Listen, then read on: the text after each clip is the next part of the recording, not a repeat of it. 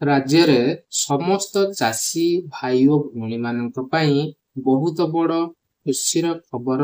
राज्य सरकारଙ୍କ तरफରୁ ଚଳିତ ବର୍ଷ ଖରିଫ ଧାନ କ୍ରୟ କରିବା ପାଇଁ ଚାଷୀ ମାନଙ୍କୁ ପଞ୍ଜୀକରଣ କରିବା ପାଇଁ ଯାହାକି ବିଜ୍ଞପ୍ତି ପ୍ରକାଶ ପାଇଥିଲା ଏବଂ ଚଳିତ ବର୍ଷ ଯୋଉ ଚାଷୀ ପଞ୍ଜୀକରଣ ବା ଧାନ ମଣ୍ଡିରେ ଧାନ ବିକ୍ରି କରିବା ପାଇଁ ଯୋଉ ପଞ୍ଜୀକରଣ ବ୍ୟବସ୍ଥା ରହିଥିଲା ଯାହାକି 19/7/2025 ରୁ ଆରମ୍ଭ ହୋଇ 20/5/2025 ବା ଅଗଷ୍ଟ 20 ପର୍ଯ୍ୟନ୍ତ ରହିଥିଲା ବା ଚାଲୁ ରହିବ ବୋଲି ପୂର୍ବରୁ ଯାହାକି ନିର୍ଦ୍ଧାରିତ କରାଯାଇଛି। ଚଳିତ ବର୍ଷ ଖରିଫ ଧାନ କ୍ରୟ କରିବା ପାଇଁ ରାଜ୍ୟ ସରକାରଙ୍କର ଯେଉଁ ବିଜ୍ଞପ୍ତି ଆସିଥିଲା ବା ଯୋଉ ଗାଇଡଲାଇନ ଆସିଥିଲା ସେଥିରେ ବହୁତ କିଛି ପରିବର୍ତ୍ତନ କରାଯାଇଥିଲା। ତେଣୁ ଆପଣ ମାନେ ଜାଣିଥିବେ ଯୋଉ ପଞ୍ଜୀକରଣ ପ୍ରକ୍ରିୟା ରାଜ୍ୟ ସରକାରଙ୍କ ତରଫରୁ ଚଳିତ ବର୍ଷର ଏଥିରେ ବହୁତ ଚାଷୀ ଅସୁବିଧାର ସମ୍ମୁଖୀନ ହୋଇଥିଲେ। ବିଶେଷ କରି ଯେଉଁ ଚାଷୀ ମାନଙ୍କ ନିଜ ନାମରେ ଜମି ନାହିଁ ଏବଂ ଯୋଉମାନଙ୍କର ଜେଜେବାପା ବା ତାଙ୍କ ବାପା ବା ତାଙ୍କ ପୂର୍ବପୁରୁଷଙ୍କ ନାମରେ ଜମି ଥିଲା ସେମାନଙ୍କର ପଞ୍ଜୀକରଣ ସମୟରେ ବହୁତ ସାରା ପ୍ରୋବ୍ଲେମ ହୋଇଥିଲା। ତେଣୁ ରାଜ୍ୟରେ ସମସ୍ତ ଜିଲ୍ଲାରେ ଏନେଇ ଚାଷୀ ପ୍ରତିବାଦ କରିଥିଲେ। ତେଣୁ ତାକୁ ଆଖି ଆଗରେ ରଖି ବର୍ତ୍ତମାନ ରାଜ୍ୟ ସରକାରଙ୍କ ତରଫରୁ ଚାଷୀ ଭାଇ ଓ ଭଉଣୀ ମାନଙ୍କ ପାଇଁ କିଛି ଇମ୍ପୋର୍ଟାଣ୍ଟ ଅପଡେଟ ବା ଗୁରୁତ୍ୱପୂର୍ଣ୍ଣ ଅପଡେଟ ଆସିଛି। ଆସନ୍ତୁ କଣ ରହିଛି ସେ ଅପଡେଟ ଏବଂ ଆପଣ ମାନେ ଯଦି ବର୍ତ୍ତମାନ ଚାଷୀ ପଞ୍ଜୀକରଣ କରିନାହାନ୍ତି ତ ଦେଖନ୍ତୁ କଣ ରହିଛି ଅପଡେଟ ଏବଂ ଆପଣ ମାନେ ଯଦି ବର୍ତ୍ତମାନ ଚାଷୀ ପଞ୍ଜୀକରଣ କରିନାହାନ୍ତି ତାହେଲେ କେମିତି ଆପଣ ମାନେ ପଞ୍ଜୀକରଣ କରିବେ ଏବଂ ଏନେଇ ସରକାରଙ୍କ ତରଫରୁ ନୂତନ ପଦକ୍ଷେପ କଣ ଆସିଯାଇଛି ସେ ବିଷୟରେ ସମ୍ପୂର୍ଣ୍ଣ ଡିଟେଲ୍ସ ଜାଣିବା।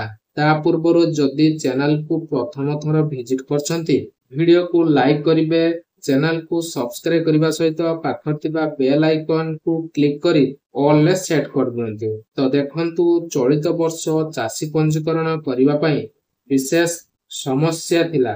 ଆପଣ ମାନଙ୍କର ଯଦି ଉତ୍ତରାଧିକାରୀ ମାନେ ଜେଜେବାପା ବା ବାପାଙ୍କ ନାମରେ ଜମି ଥିଲା ସେମାନେ ପଞ୍ଜୀକରଣ କରୁଥିଲେ।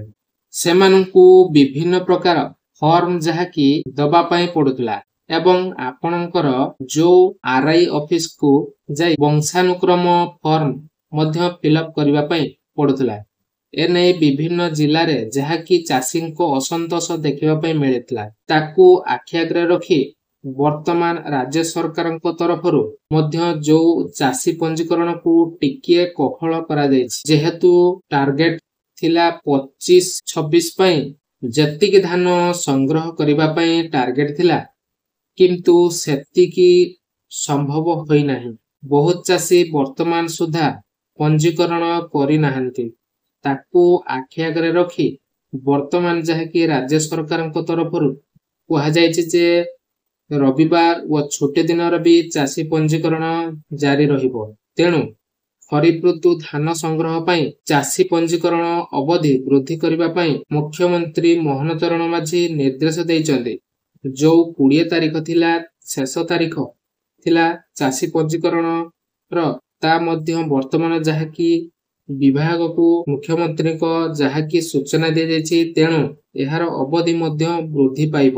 ତା ସହିତ ଦେଖନ୍ତୁ ମୁଖ୍ୟମନ୍ତ୍ରୀ ମୋହନ ଚରଣ ମାଝୀଙ୍କ ଅଧ୍ୟକ୍ଷତାରେ ଚାଷୀ ପଞ୍ଜୀକରଣ ପ୍ରକ୍ରିୟାର ସମୀକ୍ଷା କରାଯାଉଛି। ଏହି ପ୍ରକ୍ରିୟାରେ ଅଧ୍ୟାବୃଦ୍ଧି 11,50,000ରୁ ଅଧିକ ଚାଷୀ ପଞ୍ଜୀକରଣ କରିସାରିଛନ୍ତି। ତେଣୁ ମୁଖ୍ୟମନ୍ତ୍ରୀ ନିର୍ଦ୍ଦେଶ କ୍ରମେ ରାଜ୍ୟର ଖରିଫ ଧାନ ସଂଗ୍ରହ ନିମନ୍ତେ ଚାଷୀ ପଞ୍ଜୀକରଣ ଅବଧିକୁ ଯାହାକି ବୃଦ୍ଧି କରାଯିବ। ଜୁଲାଇ 19ରୁ ପଞ୍ଜୀକରଣ ଆରମ୍ଭ ହୋଇଥିଲା ଏବଂ ପ୍ରକ୍ରିୟା ସମାପ୍ତ ଯାହାକି 20 ତାରିଖ ପର୍ଯ୍ୟନ୍ତ ଥିଲା ଅଗଷ୍ଟ 20।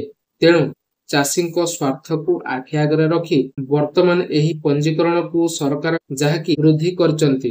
ଯେହେତୁ ଗତ ବର୍ଷରୁ ଚଳିତ ବର୍ଷ ଖରିଫ ଧାନ ସଂଗ୍ରହ କରିବାର ପ୍ରକ୍ରିୟା ଯାହାକି 4 ଦିନ ବିଳମ୍ବରେ ହୋଇଥିଲା ଏବଂ ବର୍ତ୍ତମାନ ସୁଦ୍ଧା ଯଦି ଆମେ ଦେଖିବା ଚାଷୀ ମାନେ ଅଧିକରୁ ଅଧିକ ଯାହାକି ପଞ୍ଜୀକରଣ କରିପାରୁନାହାନ୍ତି। କାରଣ ଦେଖନ୍ତୁ ମୁଖ୍ୟ କାରଣ ରହିଛି ଯୋଉଟା କି ଆପଣ ମାନଙ୍କର ପଞ୍ଜୀକରଣର ଯୋଉ ନିୟମ ଗୁଡିକ ରହିଛି କାରଣ ନିୟମ ଯୋଉ ଗୁଡ଼ିକ କରାଯାଇଛି ସାଧାରଣ ଚାଷୀ ପକ୍ଷରୁ କରିବା ସମ୍ଭବ ନୁହେଁ। ତେଣୁ ବର୍ତ୍ତମାନ ମଧ୍ୟ ବହୁତ ଚାଷୀ ରହିଛନ୍ତି ଯୋଉମାନେ କି ପଞ୍ଜୀକରଣ କରିବାରୁ ବଞ୍ଚିତ ହେଉଛନ୍ତି। ସରକାର କେବଳ ଡେଟ୍ ବଢେଇବାକୁ କହିଛନ୍ତି।